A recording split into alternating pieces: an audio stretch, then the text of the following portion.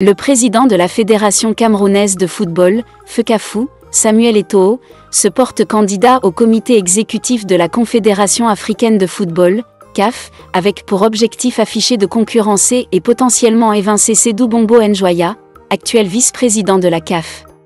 Avant d'aller plus loin, nous vous invitons à mettre une pause à cette vidéo, à cliquer sur le pouce bleu, vous abonner et activer la cloche de notification pour ne rien rater de nos prochaines vidéos. Découvrez les services de Statistical Model for Social Science Consultant. Ils offrent des analyses statistiques et modélisation avec SPSS, Stata, R, Python et autres, ainsi que la conception d'enquêtes et la collecte de données. Leur équipe vous accompagne également dans la rédaction de documents scientifiques et propose des formations spécialisées. Vous pouvez vous inscrire à la prochaine session de leur formation en économétrie et techniques quantitatives. Contactez-les aux adresses affichées ou cliquez sur le lien en description. Ne manquez pas cette opportunité.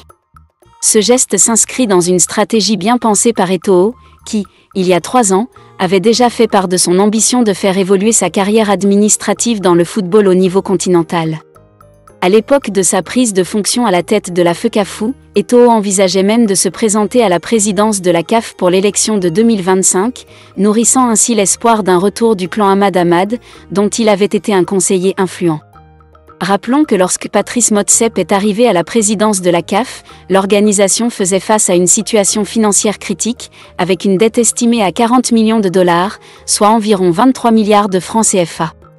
Depuis, Motsepe a cherché à redresser la CAF et à améliorer sa gestion, ce qui a compliqué l'ambition de Samuel Eto'o de briguer la plus haute fonction au sein de la Confédération.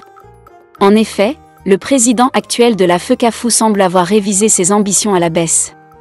Plutôt que de se lancer dans une course pour la présidence de la CAF, il a opté pour une candidature au comité exécutif, COMEX, de la CAF, ciblant ainsi un poste de pouvoir stratégique au sein de l'organisation. Cependant, la candidature d'Eto'o au COMEX de la CAF pourrait bien être compromise en raison de son passé judiciaire. Condamné à une peine de prison ferme pour fraude fiscale en Espagne, et également sanctionné par la CAF pour de graves violations des principes éthiques, Eto'o fait face à des obstacles qui pourraient bloquer son ascension au sein de l'instance africaine. Le jury d'appel de la CAF, qui pourrait se prononcer sur son cas avant la fin de l'année, pourrait en effet mettre un terme à ses ambitions s'il décide de maintenir les sanctions.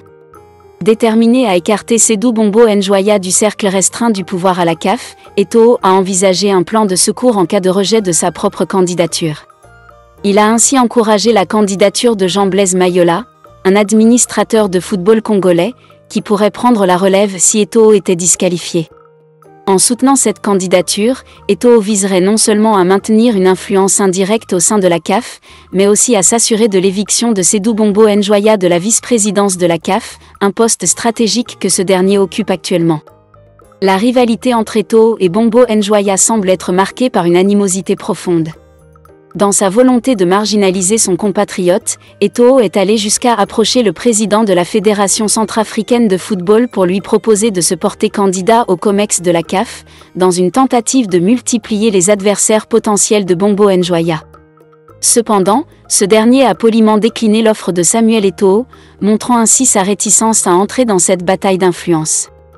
Ainsi, l'ascension d'Eto'o au sein des instances dirigeantes du football africain se trouve aujourd'hui entre ses propres ambitions, les obstacles judiciaires et les rivalités internes. Le futur proche nous dira si ces manœuvres aboutiront ou si, au contraire, les obstacles qui se dressent sur sa route mettront un terme à ses rêves de conquête au sein de la CAF et de maintien de son emprise sur la FECAFOOT.